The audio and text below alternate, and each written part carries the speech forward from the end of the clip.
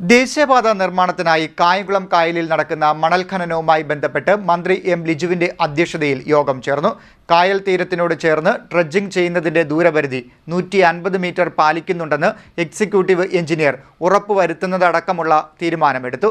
Dredging ചട്ടങ്ങൾ പൂർണ്ണമായി പാലിച്ചു മാത്രമേ മുന്നോട്ട് കൊണ്ടുപോകാനാകൂ എന്ന് മന്ത്രി എം ലിജു വ്യക്തമാക്കി.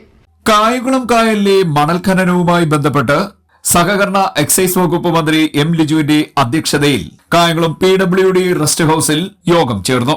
ദേവികുളങ്ങര ഗ്രാമപഞ്ചായത്തിലെ കായംകുളം കായലിൽ ദേശീയപാത വികസനത്തിനായി നടന്നുവരുന്ന മണൽ ഖനന നടപടികൾ ചട്ടങ്ങൾ പൂർണ്ണമായി പാലിച്ചു മാത്രമേ മുന്നോട്ട് കൊണ്ടുപോകാവൂ എന്ന് മന്ത്രി പറഞ്ഞു. ചട്ടങ്ങൾ ലംഘിച്ചുള്ള ഡ്രഡ്ജിംഗ് തുടരാനാവില്ലെന്നും മന്ത്രി അറിയിച്ചു. ഇത് എടുത്തുകൊണ്ട് പോകുന്നതുമായി ബന്ധപ്പെട്ട കണക്കുകൾ പരിശോധിക്കാൻ ഒരു സംവിധാനവും ഉള്ളതായി കണ്ടില്ല. പാസ് കൊടുക്കുന്നതുമായി ബന്ധപ്പെട്ട ഒരു സംവിധാനവും കണ്ടില്ല.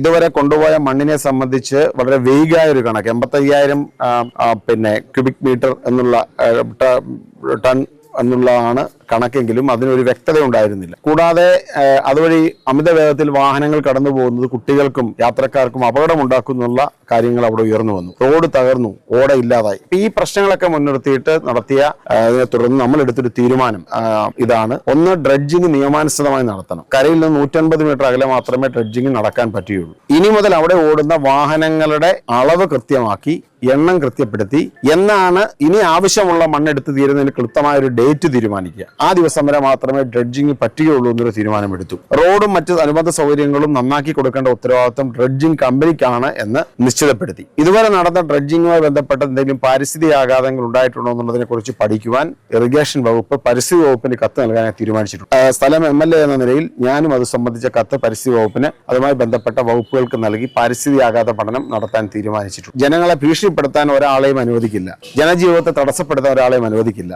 റോഡ് പുനഃസ്ഥാപിക്കാനും മറ്റ് പ്രവർത്തനങ്ങൾ നടത്താനുമുള്ള ഉത്തരവാദിത്വവും ഇതുമായിട്ട് ബന്ധപ്പെട്ട ഡ്രഡ്ജിംഗ് കമ്പനി ഏറ്റെടുത്തിട്ടുണ്ട്. ദേശീയപാത അതോറിറ്റി അതിന് മേൽനോട്ടം നൽകുമെന്ന് ഉറപ്പ് നൽകിയിട്ടുണ്ട്. അപ്പൊ നമ്മൾ അതിനെ കൺക്ലൂഡ് ചെയ്തത് ദേശീയപാതയുടെ വികസനത്തിന് വേണ്ടി മണ്ണെടുക്കുന്നതിനെ 2 വർഷം മുമ്പ് ഉത്തരവിറക്കിയതുകൊണ്ട് അതിനെ അനുകൂലിച്ചെങ്കിലും പാരിസ്ഥിതിക്ക് ദോഷപ്പെടുത്തിക്കൊണ്ട് പറ്റില്ല.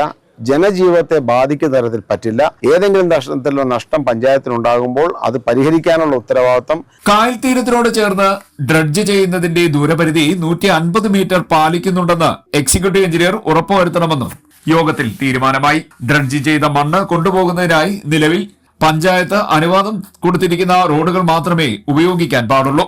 നിലവിൽ മണ്ണ് കൊണ്ടുപോകാൻ ഉപയോഗിക്കുന്ന റോഡുകൾ ഗ്രാമപഞ്ചായത്ത് അധികൃതർ പരിശോധിക്കുകയും റോഡിനോ സൈഡ് ഡ്രെയിനേജിനോ കേടുപാടുകൾ ഉണ്ടെങ്കിൽ സമയബന്ധിതമായി പൂർവ്വസ്ഥിതിയിൽ ആക്കുന്നതിനുള്ള നടപടി സ്വീകരിക്കുകയും വേണം. നിലവിലുണ്ടായിരുന്ന കടവ് പുനഃസ്ഥാപിക്കണം. ഓരോ ദിവസവും എത്ര അളവിൽ മണ്ണെടുക്കുമെന്നും അത് ഏത് വാഹനത്തിൽ കൊണ്ടുപോകുമെന്നും മുൻകൂട്ടി തീരുമാനിച്ച് സമയബന്ധിതമായി പ്രവൃത്തി എന്ന് തീർക്കാനാകും എന്നുള്ള വിശദവിവരങ്ങൾ ഇറിഗേഷൻ അധികൃതരെ അറിയിക്കേണ്ടതാണ്. വാഹനങ്ങളുടെ നമ്പർ, ഡ്രഡ്ജ് ചെയ്യുന്ന മണ്ണിന്റെ അളവ്, അതിനെടുക്കുന്ന സമയം എന്നിവ സംബന്ധിച്ചുള്ള വിവരങ്ങൾ ബന്ധപ്പെട്ട ഇറിഗേഷൻ ഉദ്യോഗസ്ഥരെ അറിയിക്കേണ്ടതാണെന്നും യോഗത്തിൽ തീരുമാനമായി. 14ഓളം കാര്യങ്ങളിലാണ് തീരുമാനമായത്.